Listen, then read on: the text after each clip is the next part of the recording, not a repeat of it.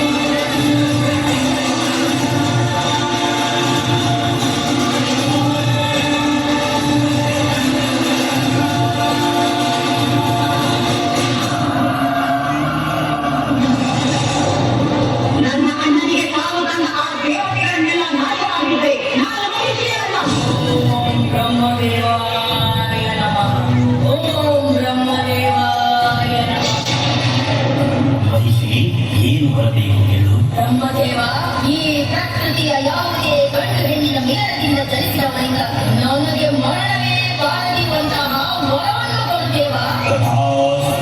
ಪ್ರಕೃತಿ ಮನುಷ್ಯ ಆರ್ಭಟಕ್ಕೆ ಮುಕ್ತಿ ನೀಡಲು ಭೂಮಿಯಲ್ಲಿ ಜನ್ಮ ತಾಳುತ್ತಿದ್ದಾನೆ. ಬಂಧದ ಕಂದ ಶ್ರೀ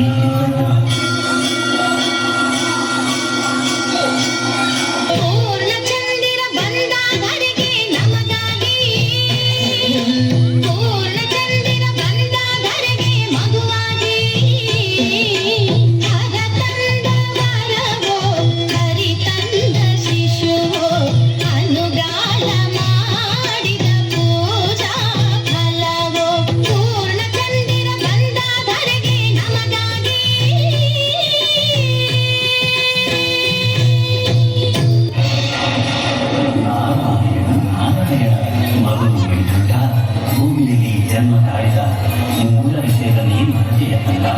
ಅಲ್ಲಿ ಮಹಿಷಿ ಅಟ್ಟಹಾಸದಿಂದ ಇಂದ್ರಲೋಕ ಧ್ವಂಸವಾಗುತ್ತಿದೆ. ಅರ್ಥವಾಯಿತು ನಾರದೆ, ಅರ್ಥವಾಯಿತು.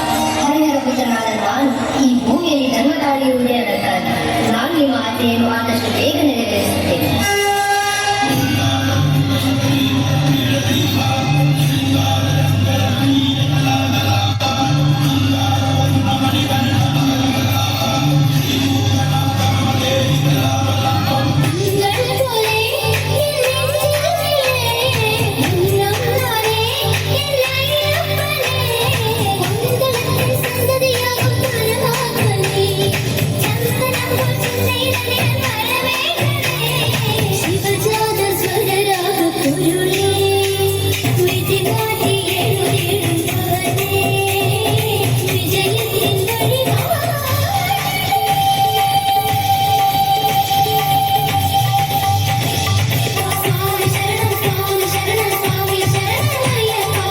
ಮಕ್ಕಳಿಬ್ಬರ ವಿದ್ಯಾಭ್ಯಾಸ ಮುಗಿಯಿತು.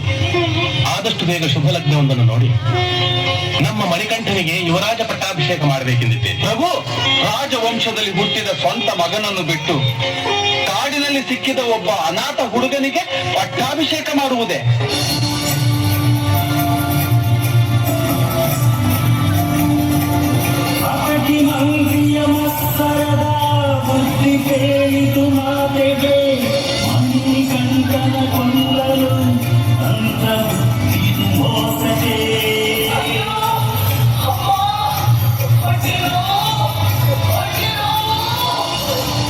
ಕಾಡಿನಲ್ಲಿ ಹುಟ್ಟಿದ ನನ್ನನ್ನು ಹಾಲುಣಿಸಿ ಸಾಕಿದ ಮಹಾತಾಯಿ, ನೀನು ನಿನ್ನ ಋಣವನ್ನು ತೀರಿಸಲು ನನಗೊಂದು ಅವಕಾಶ ಕೊಡುತ್ತಾಯಿ.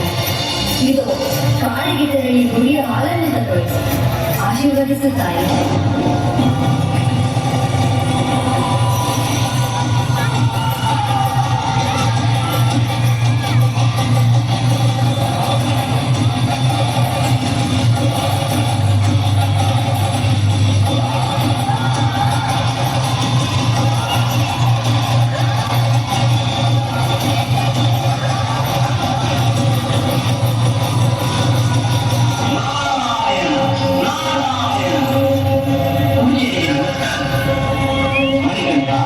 ಈ ಕ್ಷಣವೇ ನೀವು ದೇವಲೋಕಕ್ಕೆ ಪ್ರಯಾಣಿಸಬೇಕು.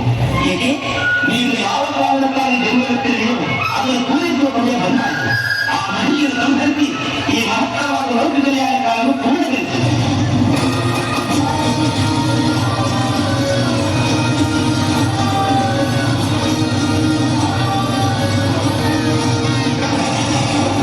ಈಗ ನಾನು ನಿಮ್ಮನ್ನು ಬಂಧಿಸಿರುವ ಈ ಮಾಯಾಸ್ತ್ರದಿಂದ ಬಿಡಿಸಲು ಆ ಹರಿಹರ ಬ್ರಹ್ಮಾದಿಗಳನ್ನು ಸಾಧ್ಯವಿಲ್ಲ. ಮೊದಲು ನಿನ್ನ ಪ್ರಾಣವನ್ನು ಉಳಿಸಿಕೊ, ಆನಂತರ ದೇವಲೋಕದ ಮಾತನಾಡು. ಯಾರು ನೀನು? ನಾನು ಮಣಿಕಂಠ. ಹ? ಆ ವಿಷಕಂಠನಿಗೆ ಹೆದರದ ನಾನು ಮಣಿಕಂಠನಿಗೆ ಹೆದರುವೆನೇನು? ನೀನೇನೋ ಬಾಲಕ, ಈ ಮಹಿಷಿಯನ್ನು ಕೆರಳಿಸಬೇಡ, ಹೊರಟು ಹೋಗು. ಷಣ್ಮುಖನು ಬಾಲಕನಾಗಿದ್ದಾಗಲೇ ತಾರಕಾಸುರನನ್ನು ಎದುರಿಸಿದ್ದು, ಸಂಹರಿಸಿದ್ದು. ಹ? ಅವನು ಹುಟ್ಟಿದ್ದೇ ತಾರಕನಿಗಾಗಿ. ನಾನು ಹುಟ್ಟಿದ್ದೆ ನಿನಗಾಗಿ, ನಿನ್ನ ಸಂಹಾರಕ್ಕಾಗಿ.